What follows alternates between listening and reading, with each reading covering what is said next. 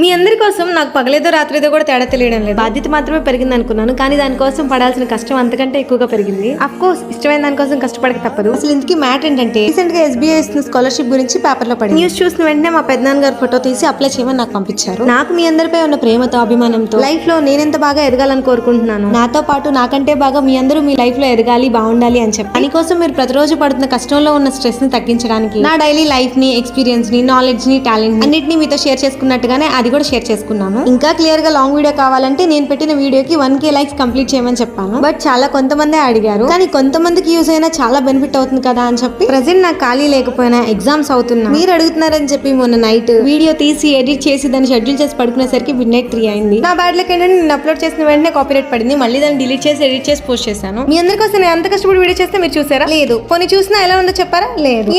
Why అండి why? Okay అన్న, ఇంకెవరైనా చెడిపోతే కింద కనిపిస్తున్న లింక్ పై క్లిక్ చేసి ఇప్పుడు వెళ్ళి చూసేయండి. Like and subscribe